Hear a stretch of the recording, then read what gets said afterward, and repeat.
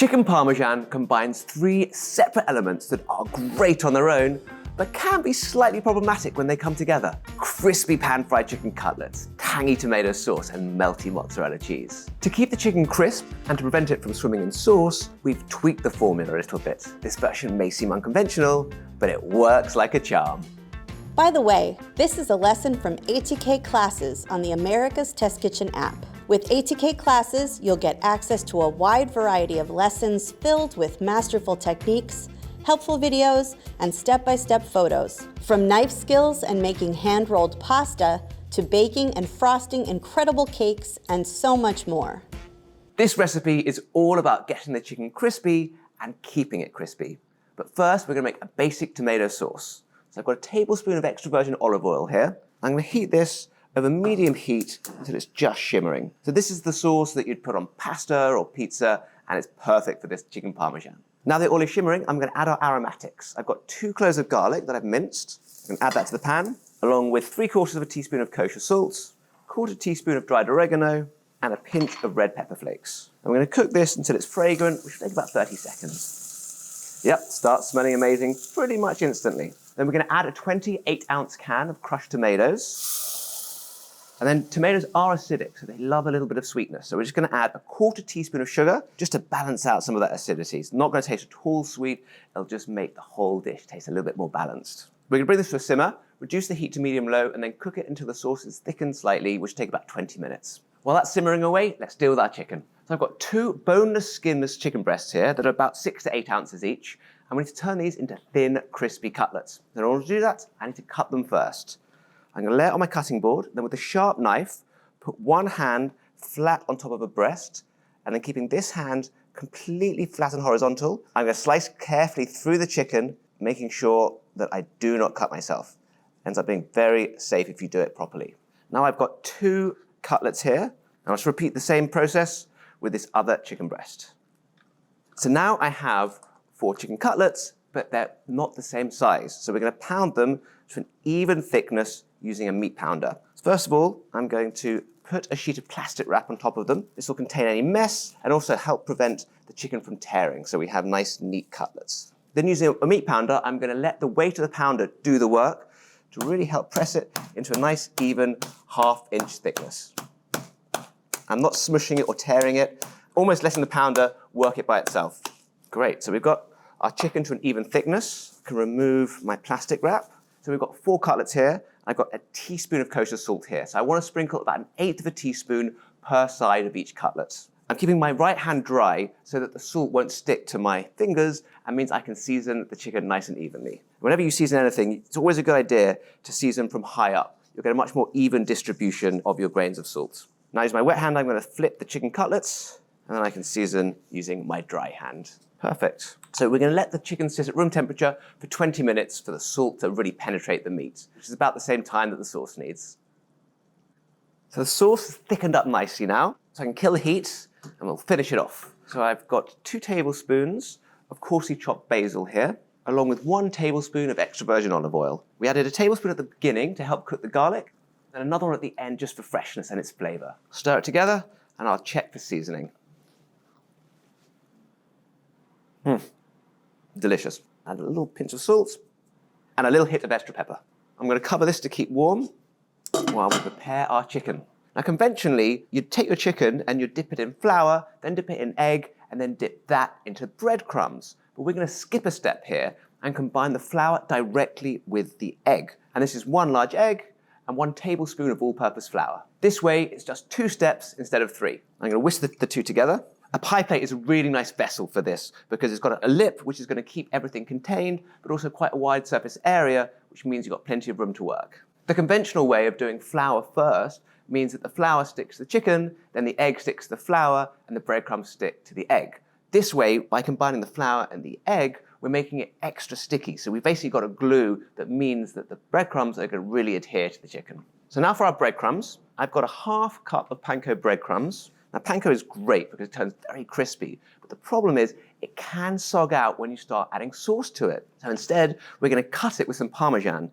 So I've got 3/4 of a cup here that's not going to turn soggy and add a ton of extra flavor too. Then I'm going to add a 1/2 teaspoon of garlic powder, a 1/4 teaspoon of dried oregano, and a 1/4 teaspoon of black pepper. And I'm just going to combine that with my hands, almost making like a whisk using my fingers.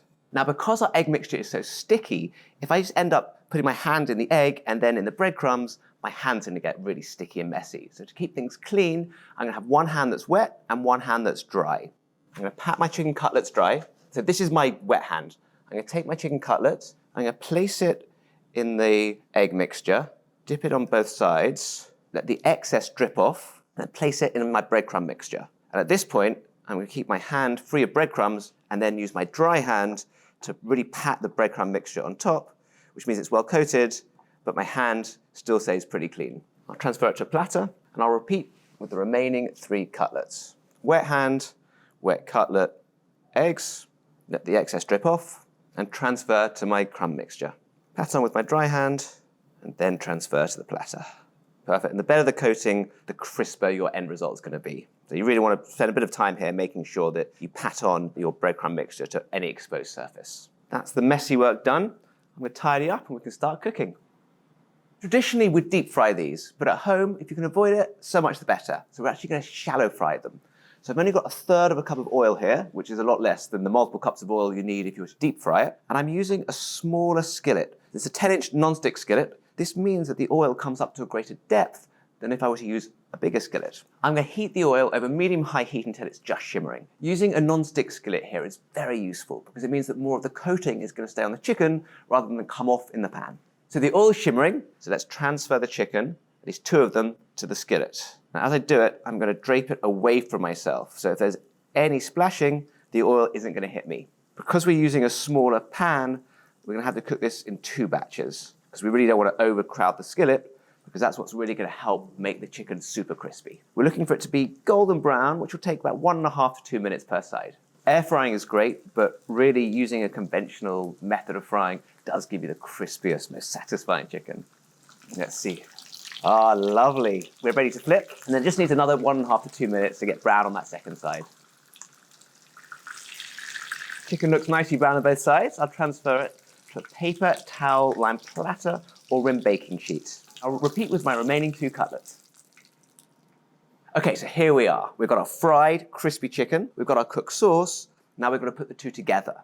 Now, conventionally, you'd simply combine the chicken and the sauce, put cheese on top, and then bake it. The problem with that is the sauce will turn the chicken soggy. We don't want that, so we're going to turn the whole thing on its head. Instead of putting the sauce on the chicken, we're going to start with the cheese, and you're going to see why in a moment. I've got a 1/2 cup of shredded mozzarella here. Now, mozzarella is always a great choice for this sort of dish because it's very melty. It's a little mild, though, so we're actually going to upgrade it a little bit by cutting it, by adding in a 1/2 cup of shredded fontina, which is still quite melty, but it has a ton more flavor. It has a little bit extra acidity, a little bit of sharpness to it, which will go really nicely against the rich chicken. I'm going to combine the 2 cheeses. So we've got our fontina mozzarella mix. So I'm going to spread it over our chicken cutlets. I'm going to try and have as much of the surface of the chicken covered with the cheese as possible.